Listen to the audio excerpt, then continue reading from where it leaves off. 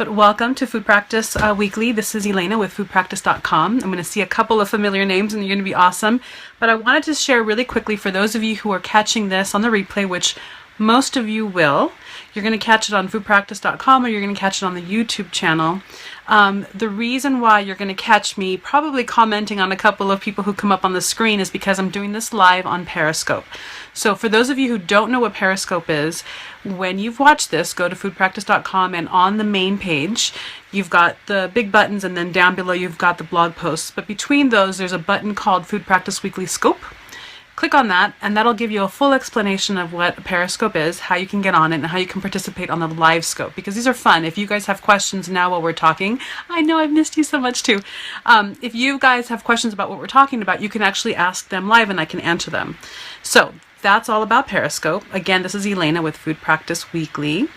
This is different than something else that I do, which is called the Gratitude Sessions, which I will be doing another one of tomorrow or tonight. So stay tuned for that.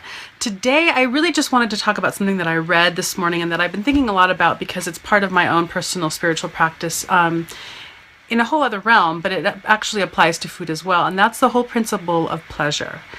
We most of us in Western culture have grown up in really puritanical, with a lot of puritanical baggage, and that somehow pleasure is secondary, or it's not as valuable, or that it's maybe a little too indulgent, or that it leads to excess.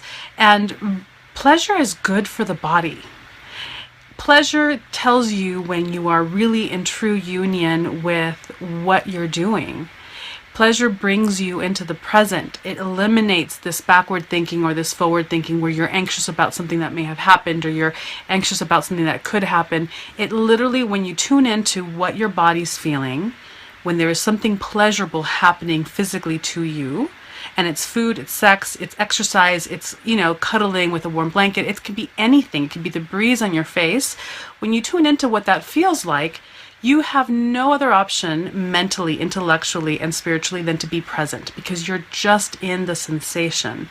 And that ties into food, because when you eat something that is well made, when you eat something that is fresh, when you eat something that is the thing that it's supposed to be, that is, that it's not altered genetically, it's not covered in toxins, it's exactly what it was meant to be. When you eat it and it tastes amazing, you are not only in union with something that is of the natural world nourishing you, but you're also having a pleasurable experience, and that washes your body with endorphins.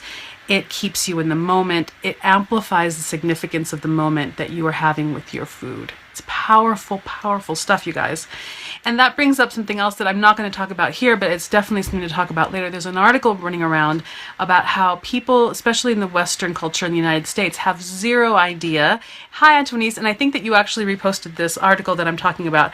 We really have no idea what a tomato is supposed to taste like, because we in the United States grow food and call it a good crop if it's big fruit, if it's durable, if it's got the genetic qualities that makes it durable for transportation, and if it's huge. We have this thing with huge food. We don't cultivate food for taste at all. So we really have no idea what a tomato tastes like. So when I went to Europe, and they're all about the flavor, and they're all about the pleasure in eating, oh my God, I never thought that I liked tomatoes until I went to Europe. And then it was like a whole other world. It's a completely different world. And that ties into this detachment that we have with letting something be exactly what it's meant to be, what it was born to be, whether it's a tomato or an apple or whatever that we consume, and deriving intense pleasure from it. And letting that be its own spiritual practice. When you ingest something that gives you flavor, taste, pleasure, you're in the present. You're deepening that experience, and it's a sacred, holy experience because it's how you're dancing in union with life. That's exactly what's going on. So that is my thought for the day. I'll be writing a little bit more about this on the blog, foodpractice.com, so go check it out. But